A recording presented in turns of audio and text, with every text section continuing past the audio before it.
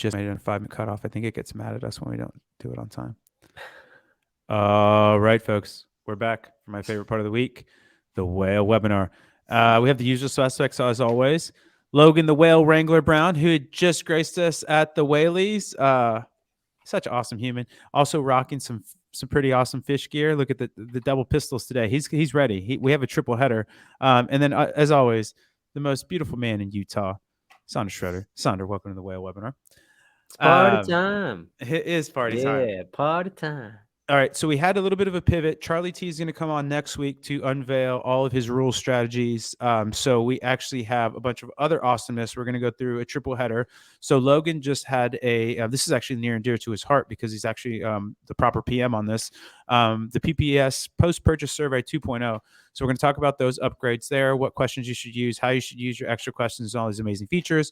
And then we're going to poke around in the CDP, me, Logan, and Saunders. So that stands for Customer Data Platform. So we have some really cool audience insights that we can build, some audience creation. We can push them back to Facebook, some weird lookalike stuff.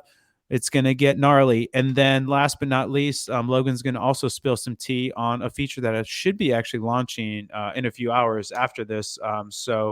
And that'll be product analytics, some really cool inventory vectors there.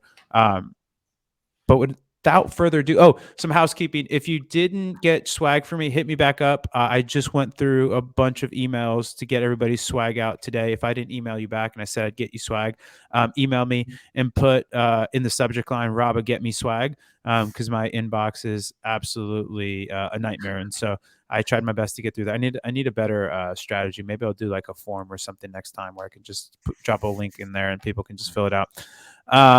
What else? We just did the Whaleys, so thank you for everybody that came. It was an absolute smashing success. Austin was not happy about having people in town. So they tried to the city tried to throw people off with horrible weather, but it actually ended up coming off really well. So I really appreciate if you attended or streamed it live or what have you. It was just a really, really cool, fun event. Both of these two gentlemen were there if you got to meet them. So you know how cool they are in person. And then what else we got? And then we have a Miami Roadshow coming up in March that we'll drop the details, but we're going to go to Miami in late March. And then last but not least, Shopify participated in our latest round, threw in a bunch of money. So that was a really cool kind of king-making moment where it was pretty awesome to see the big beast of the North really take to us and take a shine to us. So really excited. All right, enough rambling, enough housekeeping. Logan Brown, tell us what your baby can now do. You put some rocket boosters on this thing, right? Yeah, a couple of rocket boosters. But yeah, I guess what's exciting about this is basically built off of customer feedback, right? So if you're not already using the post-purchase survey, which a lot of you aren't, believe it or not, I think only 20% of our customer base has one installed that we know of. And that's across us and Faring, K&O. So if you're using any of those products, like get it connected. But with our product specifically, you can now ask multiple questions. So giving you the ability to build custom questions and ask your customers anything you want. I'll go over a couple of cool ones that I found yesterday that our customers are using already. You can also add custom answers to your attribution question. So let's say you're running billboard ads and you want to add that to your attribution question. You can do that. If you're like at the local farmers market and you want to understand the impact of that, you can ask.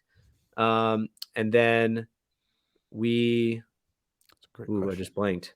What's the last one? None of the above and other. So freeform responses are now, that's something Richard is actually just talking about.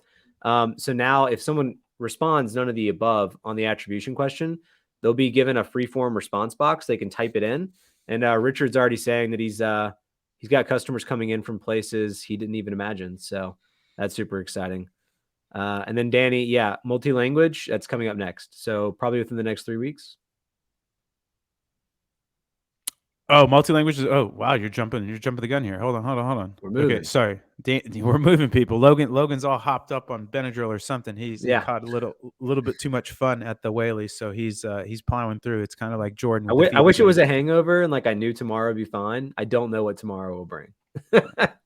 Nor do we all, Logan. That's right. All. Going philosophical here. Danny, so when will post-purchase survey be in different languages? So yeah, what's the plan on localization? Yeah, there's going to be like an option so customers can choose how their survey should be displayed. So it's not dynamic where it like is dependent on what country the customer's in. But let's say you want your survey displayed in Spanish, Dutch, German, whatever, you can just choose that in the survey builder and like actually write it in German or Hebrew. So you can write all of your stuff in that local language and then display it as such. Okay, so this will be more so less a localization, but more a custom question that you can then write in whatever language you want. It's not going to be dynamic on the IP or something like that. Right. Yeah. Based on the feedback Got we've it. heard so far, that's what customers have asked for is Okay. like, hey, we want this survey to be displayed in German. Can we do that? Mainly because their store is based there or something. So yeah. That's the I idea. love it. Can you show us on the back end kind of what it looks like Yeah. Give me a in second. Here. Madison? And I we'll, had I'll the fill- I had the product analytics queued up, but I can switch this over. Give me a second. All right. Oh, that's a really good question from Richard. Will it ever be Oh, by the way, Richard, I got to show you. You guys killed it with the lobster box. Absolutely slayed it with the lobster box. It's my favorite. It's my favorite work you guys done so far. So this is from Richard. Will it ever be possible to get a preview of our confirmation page within TDub? I'm never sure how it looks upon making edits. Really good question. Yeah, it's fair. And it's on our roadmap. It just isn't. I don't know if it'll get done in the next 3 weeks. But yes, aware of that. We just haven't had a lot of display issues so far. So it's almost like quite literally whatever you put in there, it's displayed the same way, but the preview would be good. So I'll keep adding little ticks to that one for sure. But you guys can see the page hopefully, right? Oh, Yep. you're by the way, this question is kind of like overlaid. Yeah, I'm done. Awesome. Thank you. Yeah. So let's start with the builder. So what we've done here is a couple of things that are worth noting. Facebook, Instagram, email, and text are now split out separately. That's to give you on the reporting side more granularity on like which of those platforms or channels are performing best. And then, but they're also still mapping back to say like Facebook ads and the attribution side. Okay. And then we've added the ability to add custom answers. That's where I was saying if you're like running a billboard ad, you can just type that in, all squared away. TV as well. So any sort of out of home you could toss in there, right? Yeah, TV, all that stuff. So one cool thing that we're working on next is we're doing like a pixel mapping feature that'll probably launch next week or the week after, where you can set custom rules to say if X happens or we see traffic from X source, you can map it to a specific place in the pixel. So we're going to also do that for post-purchase survey. So if let's say you're running through Tatari and you put TV ad in your survey, you can map the answer TV ad to Tatari as an example. Right. So that'd be really cool. Just being able to take these and attribute them the way you want. We're also going to be putting these individual custom responses as individual rows in your pixel dashboard. So that's probably going to be done Sunday. So if someone responds billboard, you'll go to the pixel, go to all, and you'll see billboard there with the amount of orders and revenue associated. So that's coming soon. And then of course you can still do affluencers up to 5 of these. So if you're not using Affluencer Hub, go set it up. It's great. It's free. And then you can set up custom questions. And so I've got one here now, but actually I just tweeted earlier today. I need to go to, wow, look at this. This looks gross. Not logged in. I'm sorry. Anyway, I just tweeted earlier today. Maybe I can pull it up on this other screen. Here. All right. So there's you guys can't see this, can you? That's a bummer. No. I Drag it all on I see over. is triple. No, it's fine. So I'll say it out. So a couple of cool questions that people are asking already from our customer base, you can kind of like steal and use for your survey. How can we improve your online experience? I thought that was kind of interesting. Like they just purchased and it's like fresh on their mind, the experience they just went through. Like what could you have changed about your website to make it better? Their responses were something like speed or better size guide, things like that you could use. What's your reason for purchasing today? You could also ask something like, what do you plan on doing with the products you just bought? And that'll help you understand like and spin up your marketing in a similar way. Which of the following age groups do you belong to? There's definitely different ways you can ask about age and gender, but knowing age and gender will help you a lot too with your marketing and like communication. Who are you buying for? So is it for yourself or someone else, which is great.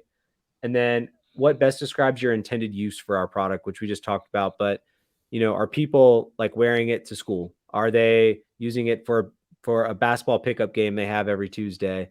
And like, or Raba, who has the sneakers, like he's putting his sneaker collection in his office, but maybe the guys who build those boxes didn't realize people were doing that in their office. Now they have an entire new marketing pitch for how people could display their sneakers in Powerful office looks. instead of just at home, Powerful so look-see designs, best sneaker boxes on the market, there you display go. art.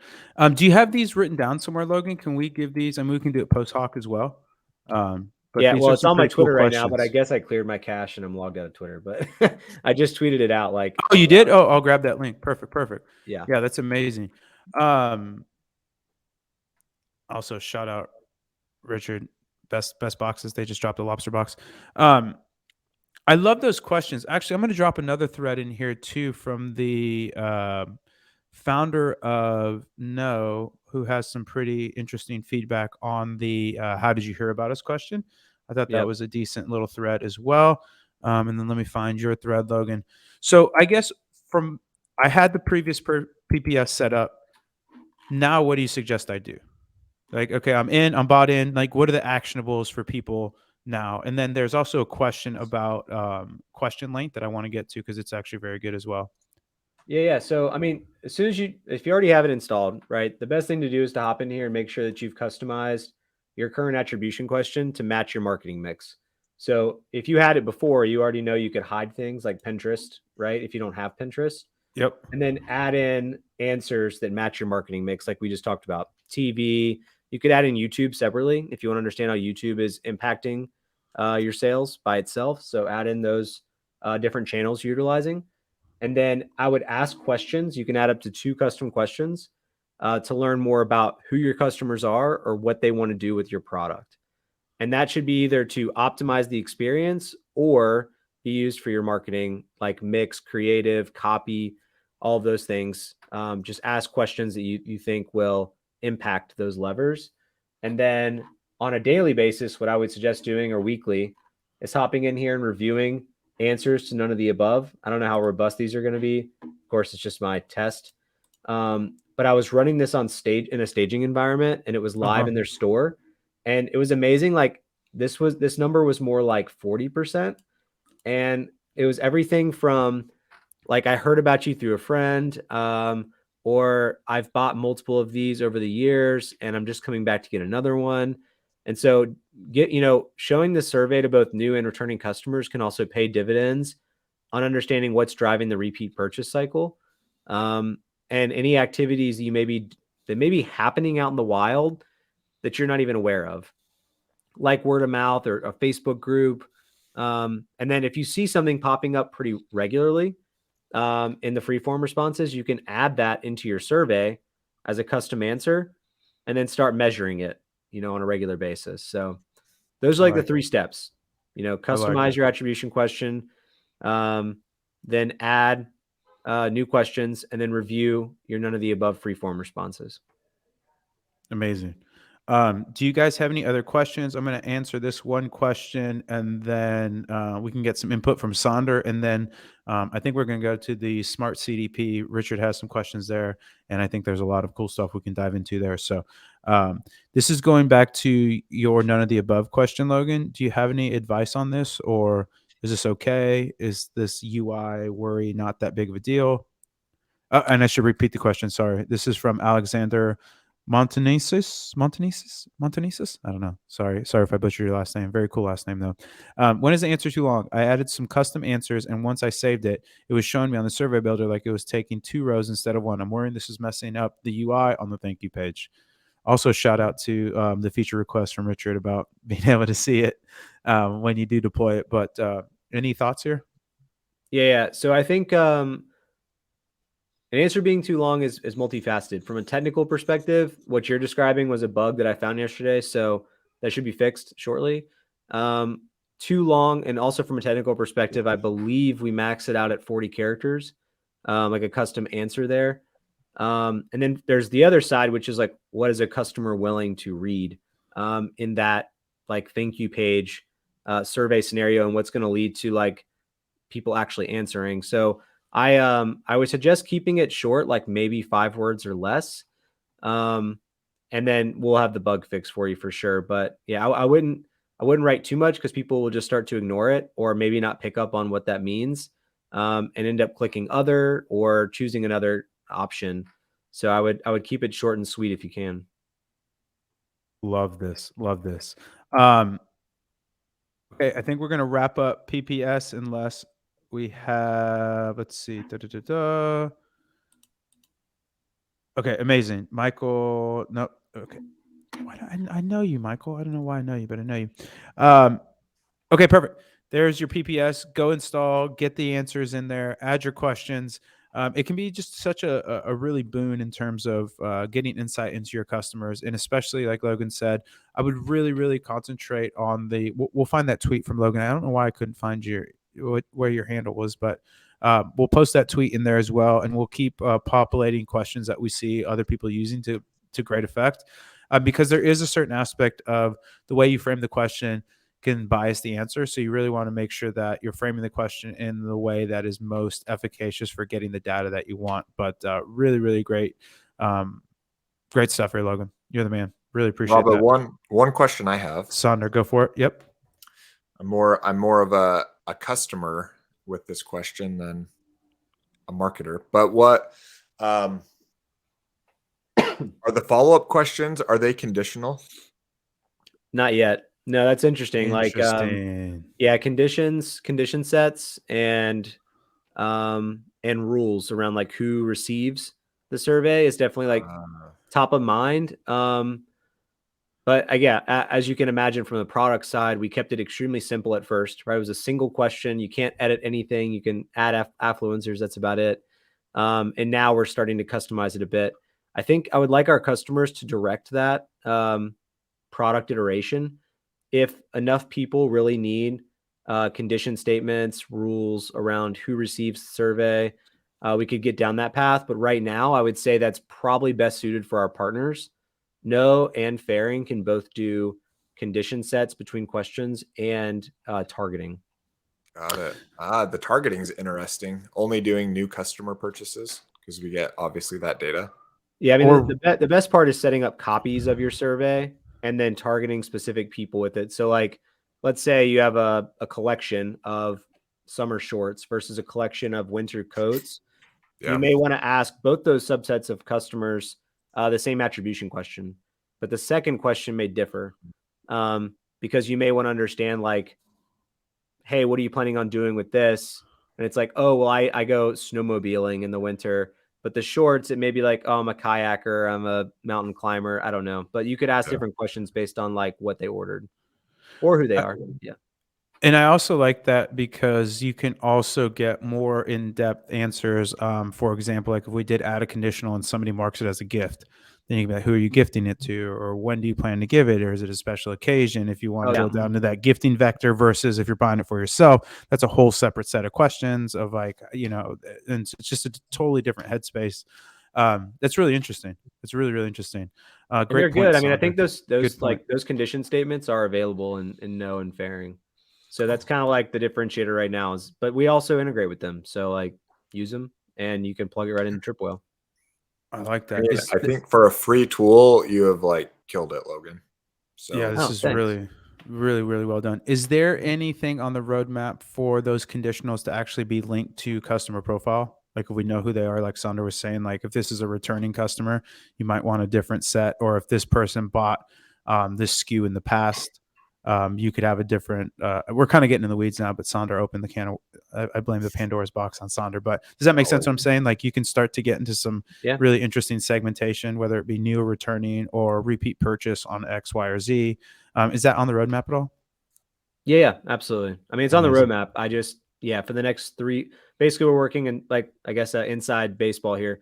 Like our product team works on sprints, right? And so our sprints right now are like 3 weeks, and so it's not on the next 3-week sprint, but it's definitely like written down in our product log for the future. I'm just not sure how fast we'll get to it. It'll have to get prioritized for sure. Amazing. And then one more. It looks like we have. Okay, cool. Yeah. grab it, Sonder. Go ahead.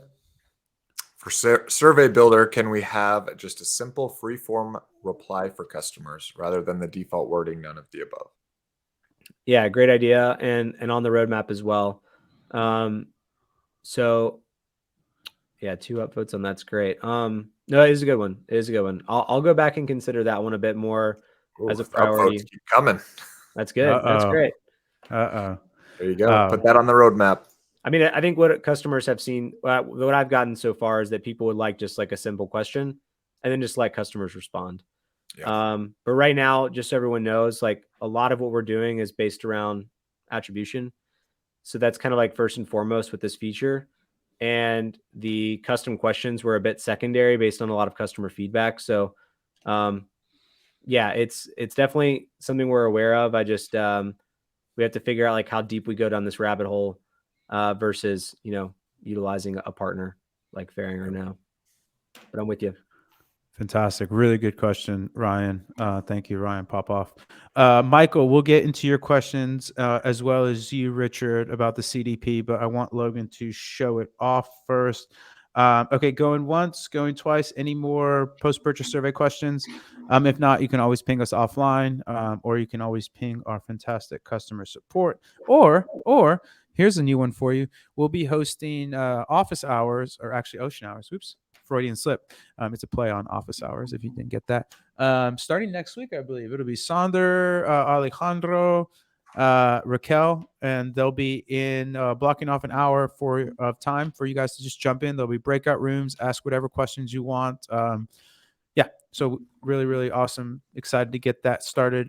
You don't have to remember anything. We'll ping you guys for all the deets on how to join, but just an FYI there. Okay, Logan, I think we're ready to go to CDP. I don't see any other questions around the post-purchase survey. But yeah, I would definitely recommend taking advantage of this. Cost you guys nothing, and all you're going to get is just more and more valuable info, especially as you start pushing more and more traffic through your site. Every purchase matters, and so understanding why people purchase, what they purchase for, ultimately being able to triangulate on the job to be done is really empowered by this post-purchase survey 2.0. So fantastic work, Logan. But without further ado, the smart customer data platform. Logan, take away the stage again. Is your back hurting, by the way? From carrying all the weight? You're carrying the webinar, baby. Let's go, kids. Nice. Very cool. Yeah, well, actually, let's kick this off with something Michael just mentioned in the chat. There's a company out there. He's mentioning Black Crow. I've heard of them, but like the CDP actually has some interesting AI and machine learning built into it that will do some of the things he's mentioning. What we're doing here is based on like an RFM analysis. So anyway, let's talk about what the CDP can do and then how AI is used to do some of the things he's mentioning in the chat. So right now, are you gonna explain RFM? Because I don't know if everybody's hip to 3-letter words. Yeah. Let's wait till I get to that part of it. Okay, perfect. And then I want to make sure we're bringing everybody along. Yeah, for sure, no problem. All right, so let's talk through. Basically, what we've done is we've combined Shopify data. So a good bit, not all of it, but a good bit of what your store has available to us on every single one of your customers, we can import and store in our database. On top of that, we have pixel data, which is the first party data we can capture. And right now that's things like clicks from an ad, visits to a landing page, basically add to carts, like custom events like that we're tracking. And soon that'll get much more expansive and you can track anything you want. And so with those two things combined, you can basically build a segment of customers. So an example here is a basic one is we did purchasers from Facebook. Right. So if anyone here uses Klaviyo, this is kind of similar to the Klaviyo segment builder. Okay. The difference being that we're using our own first party data from the Pixel versus Klaviyo using what they have. Right. And then soon we're going to import what Klaviyo has into our database so you can combine all three together, which is cool. Oh, wow. Yeah. Nice tease. Nice tease. Yeah. Right. So what we did here is, so users who performed an action, which means we want customers who clicked an ad more than once, essentially is what this means, greater than 0, or more than 0 times. And the source is, and this is like UTM source, and you can't see these because I'm not live editing, but I'll build one together in a minute. Basically, this is like it'll auto populate and find sources that include Facebook or FB or IG. So if your UTM source is FB, if your UTM source is IG or Facebook, you can add all of those here. And then we're basically saying we want to make sure that not only have they clicked, but they are purchasers. So made a purchase is greater than 0. And then we click save. It automatically populates the number of people who've done this, right? And this, so far, we've done this overall time. So there's almost 2,000 customers, and they've placed almost 3,000 orders. So there's like a frequency there of almost 1.5, right? And this is how much revenue they make up and their LTV. So what's really powerful here is that not only can you build these and visualize the data set around them, you can then sync it directly with Facebook. So now it's currently synced there, but you could sync with Facebook and we'll create a lookalike audience on your behalf. So then you can use that lookalike audience to target your ads to, and export them, whatever you'd like there. So it's pretty neat. And when you say sync with Facebook, this will push the audience with what name? It'll push the Loyal? audience name, but it becomes a 1% lookalike. Based off of the attributes that we sent over. So Exactly. it's making the, oh, that's interesting. Yeah, That's pretty cool. interesting. So And Logan, yeah. just to clarify here, so this is just pulling from our first party data, like you mentioned. So really, it's only going to pull segments from the time the pixel's been installed, right? It's not pulling it from Shopify. Correct. But you could use Shopify data if you, not source, for example, but you could use other Shopify properties to make up the customer. So as like an or. Yeah, as an or statement, but like we could do like made a purchase is greater than 0. And then I say where, and maybe I have like an order tag, right? Contains or is in, I'm not sure what they have here as order tags, but for your business, like maybe there's a braid order tag, or like, what if, I don't know if they have this here. Recurring? But like return or exchange example. Like I think some people tag orders with returns and exchange, right? So maybe I want to understand like customers who've made an exchange, what is their LTV over time? And the total amount of customers who've done that and their returns. So I could run that analysis, right? But you guys have other examples you want to look at? Can we do off of LTV? Let's see. No, I don't think we can say customers whose LTV is greater than a specific amount. Not yet. Okay. Because the other thing is you can tag people or it's just order tags. Never mind. Because there's also almost always the total number of orders, I guess, is a function of LTV. So you can say everybody that ordered over 5 or something like that. Yeah. Geos is cool here. I'm going to drop in. There's a couple really cool use cases that this guy named Brad Plop. I don't know how to, I'm ruining names. Yeah, I saw him on Twitter. Yeah. This is pretty strong as well. So he does which products lead to the highest LTV and then focus on that, which is interesting. He did, what else did he do? I've got one for you when you're done going through this, Robin. Ooh, you're VIP, baby. Cut the line. You don't wait in line. You don't queue up. Come on, you're Sandy. Let's go. All right, Logan. Give me. I want to see all the people who came from Facebook that bought the Lulu 2-strand bundle. Ooh. Yeah. All right. So, Logan, this is pushed out to everybody's account, correct? Or do they need to ask for it? If it's not already, it's going to be within the next few hours. Okay. So Michael, wait. This should be. I'm talking about we launched yesterday, right? Yeah. This is out. This should be in your account, Michael. Ping chat. Just go to the triplewell.com or in your in Triplewell proper, that little bottom right corner. Just ping chat and make sure that you have it. Tell them Rob has sent you from the Well webinar and that you need it yesterday. You need the CDP yesterday. Okay, go ahead, Logan. I love it. You said the 2-strand bundle. Ooh, it says 2-strand bundle on there, so maybe do that one. Yeah, I mean, I don't know what it is on the back end, so we're rolling the dice a little bit right now. Yeah. So then we could do something like source, and then we'll do. So this is using like TW source or UTM source. So the Okay. important part here is that if over time you've used different sources to identify Facebook in general, you want to use the is-in operator here. And so you may want to first start with something like Facebook, right? Which could have like lowercase f, uppercase f. We'll see what pops up here in a second. But you can do multi-select. And so it'll combine all those sources into one. So let's see if all right, here. So you see how this one, they've used different ones over time. So I'll just go ahead and select all of those. What? And Yeah. that's what is that, command or shift, or how are you doing it? No, you just actually just click. There's no shortcut you have to use. Oh, no modifier You at just all. automatically select. And then like I know for a fact that if you're using, let's say the site source name, it'll come through as FB or IG. So then I might also want to do that. And then I know for a fact that that IG comes through as just IG. So it should populate. So now I've got IG here, right? So now we've got performed an action. They've made a purchase is greater than 0.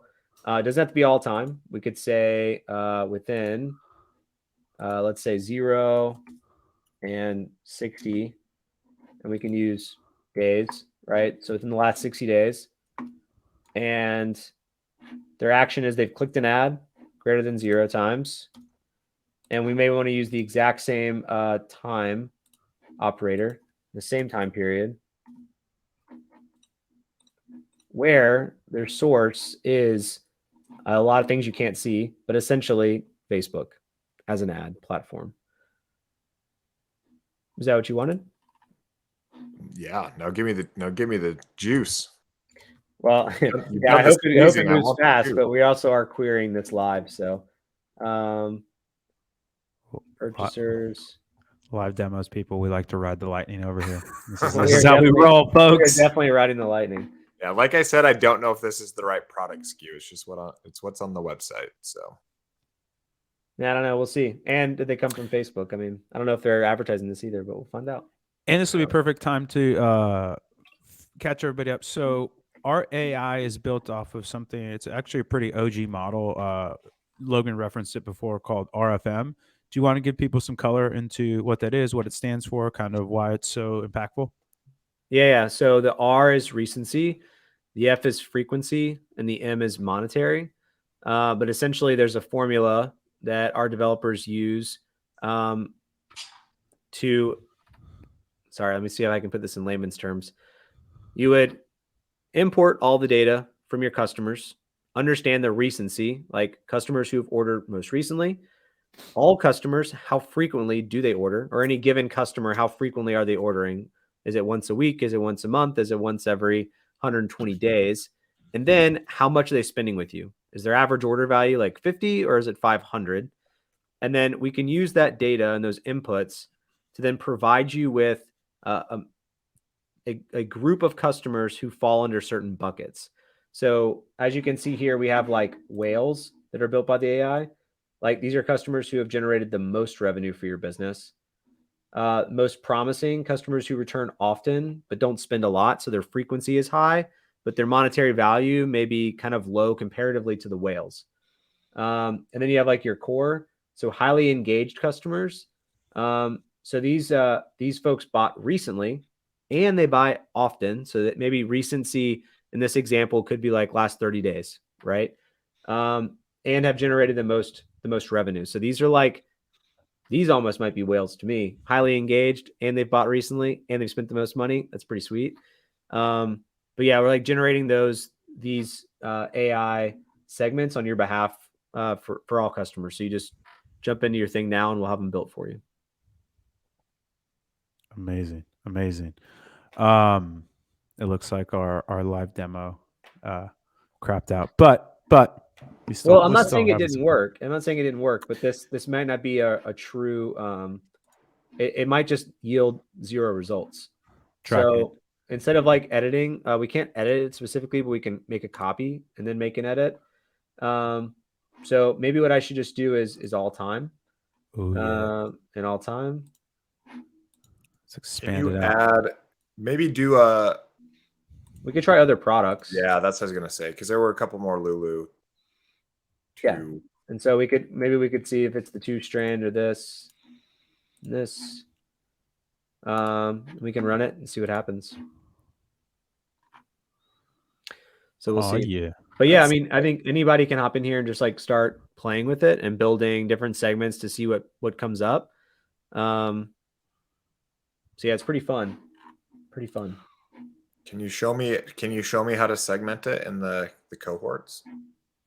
Yeah, absolutely. So if you got in any of our insights, anything it's in insights except for post-purchase survey, I guess, which is more of like a tool. But in the cohorts page, you can now, or any of these, you can now click drop down where it says all customers and then choose one of the audience segments you've already built.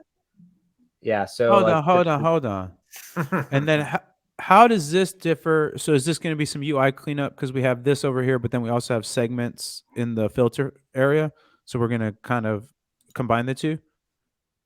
Yeah, Because it's same but different, right? Yeah. I think that basically this will become CDP segments at some point where you no longer need to build a segment like this. Yeah. But this can make it easier for you to. I imagine what will happen soon is that this builder will become a CDP segment builder. Right. Yep. And it just proliferates throughout the app. Right. That's cool. Hold on. This is really interesting here. So now you could start to flick back and forth and really do kind of like an LTV per source almost. Yeah, LTV per source. And I've also I'm not the lead PM on this. Panina did a great job building this out with her team, but one of the ideas I threw her way was a comparison option. Yeah. So you could come in here and you could choose like compare this segment to another one. Yep. And then each row would essentially be duplicated and there'd be some sort of like icon to distinguish what you're comparing. So you could look at like repeat purchase rate, NCPA, first order, all those things against another segment. So segment v segment, which I think would be neat. That is really fascinating. Michael, I think a cool thing we could add to our filters here would be, since our NCPAs bring in all ad spend, if we could add a filter that only showed us based on like Facebook ad spend or Google ad spend. So then when you're looking here at purchasers from Facebook, you could actually see your NCPA only based on like Facebook spend. I see. Okay. Yeah, it's neat. We'll have some neat Rabbi, ideas. we also have like a ton of questions in the queue. I think we might want to get to this. So we kind of touched on this.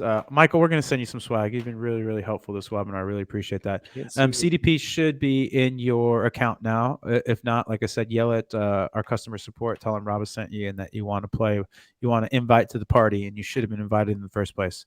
Hit up the chat here and make sure that you tell them, because it should be available for everyone. It should be pushed to everybody. Yeah. So, and then Michael has another really good question. What segment is most likely to convert, do you think?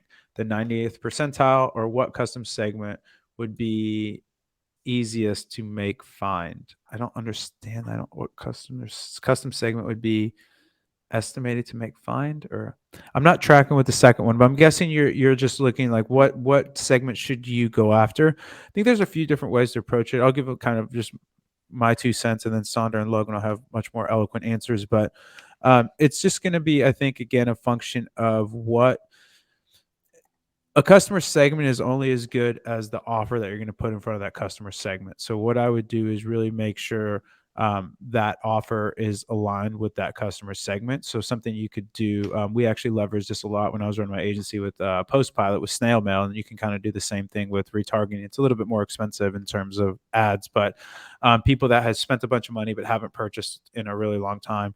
And so you can try and reactivate those people.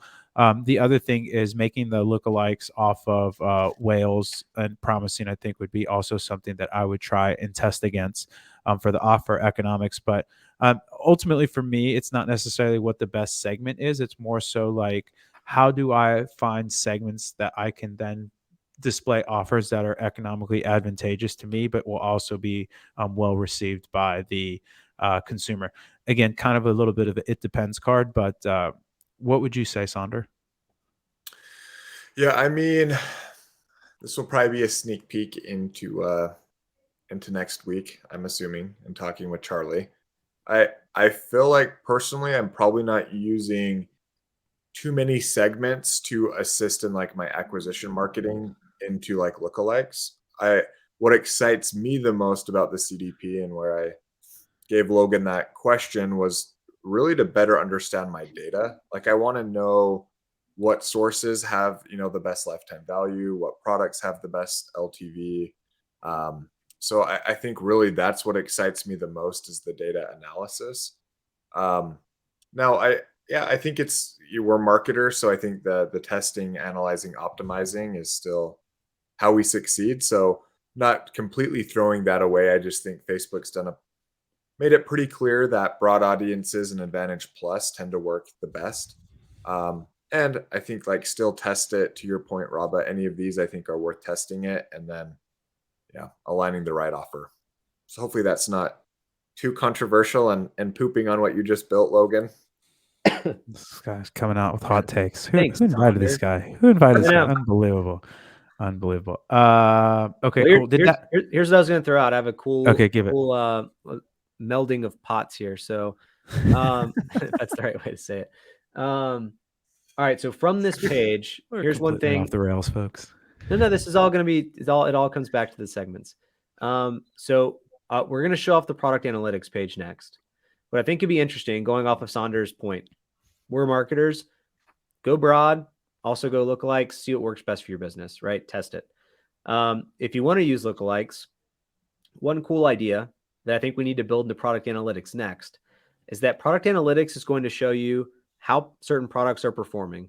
This may be based on CAC. And it also is based on contribution margin, total units sold.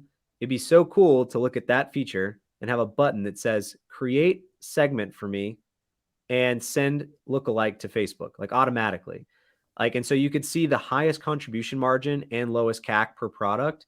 Send that directly to Facebook as a lookalike audience, and then target them with that same product. Does that make sense? Yeah, I'm into it. Okay. So what you can do now is look at the product analytics page, find out what products are best, build a segment based on people who've bought that product, send it to Facebook. I like that. Boom. If it got the Saunders seal of approval, I think we can move on. Really, really good question, Michael. And I think we'll also be constantly updating not only our knowledge base, but also what we're seeing across all of our data and people, what really kind of segments that we're seeing. If there's some cool ones, kind of much like the post-purchase survey and questions, we'll keep elevating and illuminating new segments that we think are really viable for people to build off of. But fantastic question, Michael.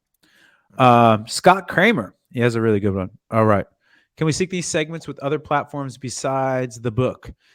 For example, Klaviyo, TikToks, etc., or even just export them and do it manually? Interesting. There is no export right now, is there? No, you can export. Yeah. Oh yeah. So Anything- interesting. So you can throw this thing in anywhere. Yep. Yeah, you can export it. But more integrations will certainly come. If anybody wants to nerd out, do some research on CDPs. And the whole idea here is that you can input almost anything you want through integrations, right? So data may come from Snapchat, TikTok, Klaviyo, for example. We ingest it, we map it through an ID graph, right? And then we export it out automatically to all of your platforms. So even 5-6 years ago, the big idea with CDPs was that we could personalize your website experience based on user data that we have on them. So if we could recognize through a first-party pixel, this is Sonder visiting the website, we know all these properties about Sonder, and you could build this new site experience for Sonder. So if he's already bought the Lulu 2 strand, you don't want to show him that again. The hero image may change to the best next product, for example. So anyway, I think we're going to be doing a lot of that. Klaviyo specifically is up next, but exporting or syncing rather with other platforms like TikTok and Snapchat or wherever else you want is certainly on the roadmap. Did you just describe Cambridge Analytica 2.0? Probably. Yeah, probably. JK. CDP is like the product that I'm most excited about. This So. guy, unbelievable. Okay, we have one more from Michael. He wanted to elaborate a little bit more on his previous question, and then I think we go to some product analytics, unless you guys have some just generic Q&A that you want to toss in there. But Logan's pretty hot and bothered about the product analytics, and I got to tell you, I am too. So let's get this question out of the way. If you guys do have any Q&A, obviously pop it in. You can ask us anything. Okay, Michael Albion. I love that name. So good. All right. What I meant to say, what custom segment can we make that would be most likely to convert? Black Crow showed me a case study that said for a store with a 1.5 conversion rate, their 90 percentile converts at 12% and 8%. Yeah. I mean, not to sound too flippant, but yeah, of course, the top customers are going to convert the best. And so, again, I don't know if I change my stance in terms of like, I'm a little bit with Sandra on the broad, and I think you need to make sure that the segments again align with your offers, because even if they're going to convert really well, you still need to make sure that the economics are there for you. And so, yeah, I guess I don't really have too much to add. I mean, again, the maths, right? Like your best customers are going to convert the highest, and then as you walk down to the worst customers, there's just going to be a degradation in a conversion rate. But do you guys have anything to add or? Yeah, kind of. I get where you're coming from. So here's the thing. This 90th percentile and 80th percentile, right? Like once they've already converted, for example, I'm not sure how we would derive whether or not they're a part of those who are 12, like the 12% conversion rate, right? So there's properties that make up those individuals. What we need to do is try to figure out those properties for you. Does it mean that the top customers come from Facebook? Or does it mean the customers who came from a specific landing page? Right. So what you could do is you may I think AI machine learning can do this for you in the future. But for now, what you could try to figure out is based on what are the properties. So list those out. What properties make up what you think are your best customers? And then build segments around them. So it can be product purchased, or it can be something like visited a URL. So you can compare people who maybe visited your About Us page versus people who went through a specific landing page. And try to figure out, like, are you seeing a higher, like the other day I ran this for this exact store. Customers who bought a kid's product versus all customers, the entire cohort, they have 45% higher LTV 60 day. I was like, whoa, but it only makes up like 2% of their entire customer base. So Right. like maybe they should be going heavy on the kids to see if that trend stays true. And it may not over time. There may be like a flat line where that increase in LTV is only going to be so much, but even improving LTV 60 by 10% would be really great if you can make the customer cohort large enough. So that was a cool unlock. So like play around with ideas like hypotheses in your head, then build the cohorts based on that. Anything else, Sander? I mean, I think it's hard with some of these things unless you're filtering by like new customers versus existing. Because you could easily have someone that sees a Klaviyo email that's already a customer, comes back and converts like super easy, you know? So But you can filter them out a little bit too in the segment. Like you can say they bought in the last 60 days, but have 0 orders before 60 days ago, for example. See, that's smart. That's smart. Yeah, I guess I'm more referring to the Black Crow. I don't know how they're. Oh, got it. How their AI is just creating that, because I think you could, I don't know. Yeah, you could model pretty much whatever you wanted to see. I guess there's a lot of fuckery. There's a lot of fuckery. I'm the skeptic, so just take that for what it's worth. You're like the Stephen A. Smith of this show. I don't like it. LeBron, he's the worst player out there. To be fair, I love LeBron. To be fair, MJ is the GOAT, but we don't have to go into that. So no way to segment top converters. Not the top converters would be, I would say, people that are just buying a bunch within a certain time frame. Michael, is how I would segment my kind of quote unquote top converters. If somebody is purchased by X, Y, or Z times within 60 days, 90 days, if somebody's purchasing way more in a purchase cycle, and you can see what your purchase cycle is in the Insights tab. And then But to Michael's This point, Robbo, like this right here, is core, interesting. this core is about as close as you're going to get to like what Michael's describing. Those are going to be the best customers. Again, the best customers aren't necessarily going to be your highest converting customers. So like people might buy less but spend more. So again, we're getting caught in a little bit of semantics here, but that's why I was kind of trying to hedge a little bit. But these are very good questions. Michael's I can tell is a big brain guy over there. So the other question he had is, so for front end marketing, a segment that focuses on front end CR rather than LTV would be more profitable. Again, for me, this is a function of the business. Like if you want to buy into the future and you know if your LTV is X and you're okay with spending Y, then I would want to go after people that have the highest LTV. If you are somebody that is an AOV type of business where you really need to make sure that you're either breaking even or becoming profitable on the first order, then I would look at that. And so that's going to be again a blend of conversion rate as well as AOV. So really good questions, and candidly, I wish I could give you better answers. But that's just how my brain works in terms of just trying to mediate the economics, because again, conversion rate and LTV aren't necessarily a function of each other. And so we need to just make sure that we are putting the best ads in front of the best people and trying to drive whatever business outcomes you prefer. So really good questions though, Michael. These are really good questions. Usually I wish I had a, do you have a contrarian take or something, Son? Do you want to throw some more salt in our Kool-Aid here? No, Kool-Aid is great where it's at right now. I just like that. I've never heard the conversion rate LTV correlation. It's a good concept. It just makes me think. It is. I wonder if AOV, initial AOV, how that correlates to LTV. Yes, I mean, I think that's what gets really interesting, where you can start to see not only, that's why I like the product journeys as well, where you can see if people are, if you have like a consumable or if you have some sort of a gateway product where like buying a hoodie then gets you into the sweatpants, then gets you into, the socks or something like that. Like, so finding those products that are really representative for the brand is really interesting. But these are really good questions, Michael. Okay. Let's blow some minds on product analytics. Amazing. Let's go. We have like 5 minutes. We'll do 2 minutes over if people can handle it.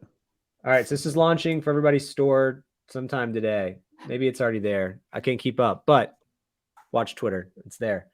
All right. Here's why I'm so excited about this. Let me give you a little quick 1 minute backstory, and then you're going to be like, wow. So one day we all log in to work, and our product page that we used to have on the left-hand side is gone. And we're like, holy crap, where's this product page? People like it. We had some customers murmuring. And then AJ is like, guys, in 2 weeks, I'm going to have this amazing page done. Just relax. It's coming. And he really delivered, I think. So what's great about this is you can visualize now all of your products on one page. And it's what almost is like an endless amount of data points that you can sort and filter by. So you can look at ROAS, which basically all the spend that goes into an order, we've split the CPA from that order amongst the products that were involved in the order to give you a spend amount and the CPA and the ROAS, right? Based on the AOV of that order.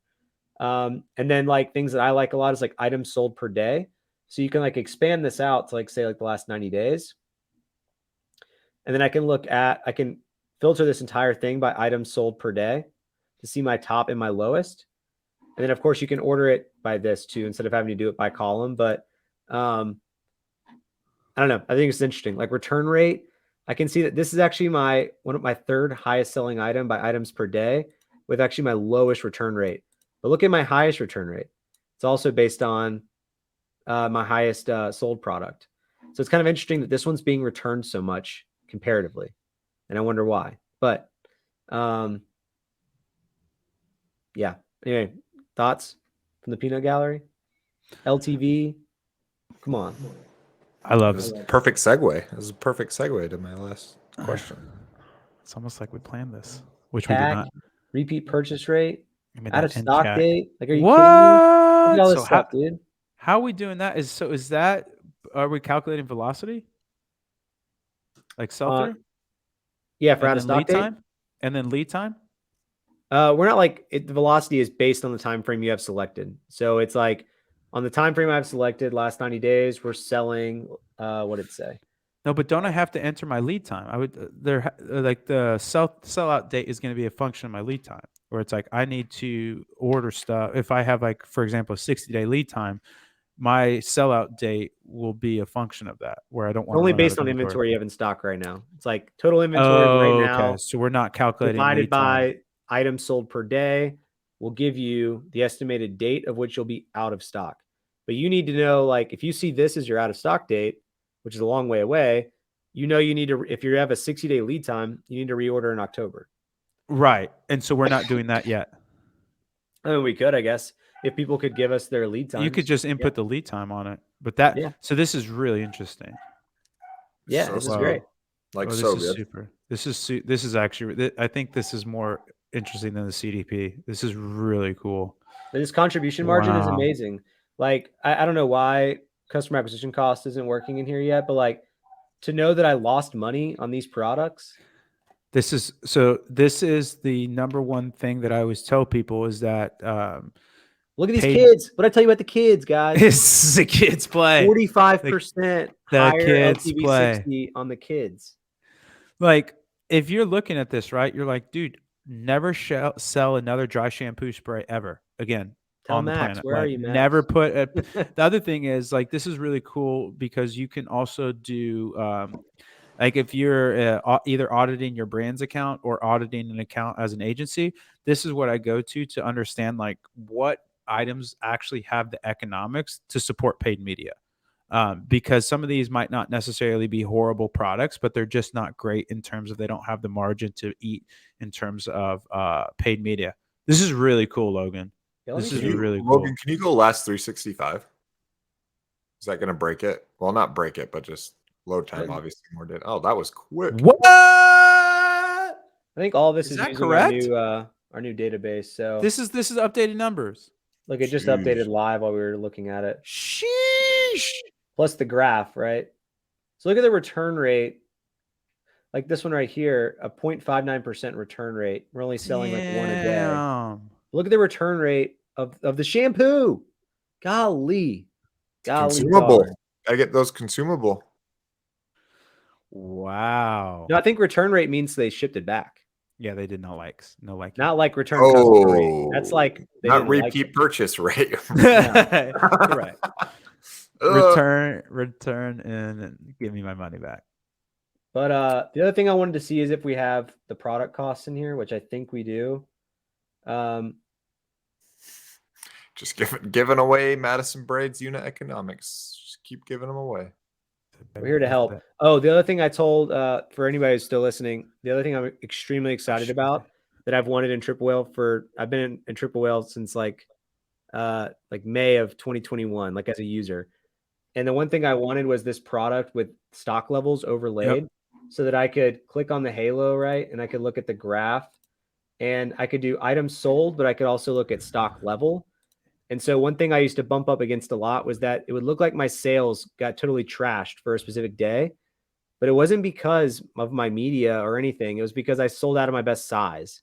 Yep. Right. And I need to see that on a graph so it can say, listen, your sales are declining at the exact same rate as your stock level, or it should look like a pretty good steady sales. And then the stock level is just decreasing. And all of a sudden your sales are going to plummet. But you need to know that too, because when you want to forecast into next year, you need to figure out how many more could I have sold, and we'll use AI to predict that at some point. But Yeah. yeah. Wow. This is sexy. Good This work. is sexy. Ryan, this should be getting, if I'm not mistaken, pushed today. Correct, Logan? I've got like 13 slacks. Maybe it's going up now. I'm not sure. It could possibly be in your account now, but this is going to go live very, very soon. Okay, I'm bought in. This is we closed on the. You know how you really want to have your best song for the closing? Like, Yeah. It's you kind of like nailed it, LeBron's Logan. shot last night when he You nailed it. You nailed it. Yeah, the goat. everybody get your phones out. Yeah. LeBron the goat. You guys are because I'm old. You guys don't even get it. MJ all day, twice on Whatever. Sundays. Beat my Jazz like every year. I don't want to hear about it. Yeah, profit. It depends on the profit that you want, but you are able to see contribution margin, which is essentially gross profit, Michael, in the product analytics Yeah, net it's profit gross doesn't really profit. make a ton of sense at the unit economic level. That would be more so as you walk down the P&L, but we're showing you that contribution margin slash, which is essentially gross profit. But Michael, incredible questions. Hit me up, Rabba at Triple Whale. Get you some swag. Put in the subject line though, Rabba, get me swag, please, so I can search that. Who else did some really awesome stuff? Ryan, hit me up, Rob at Triple Whale as well. Rob, I want some swag in the subject line. We're 5 minutes over. I apologize. Sonder, closing thoughts. Logan, hell of a job. Great work. Wait, I can't take any credit for this or the product or the CDP. Not me, but thank you. Great job presenting it today. Thank you. You got it. Yeah, you nailed this one, man. You absolutely nailed it. LB, any parting words or why Michael Jordan is better than LeBron? I mean, MJ's got that flu game, but since LeBron's a See? god, he doesn't get the flu. So It was a hangover. It was a hangover game. It's been debunked. yeah, he was definitely gambling the night before. You would try and put that conspiracy in my head. I'm living Oh, with no, that it's flu true. game. It's been debunked.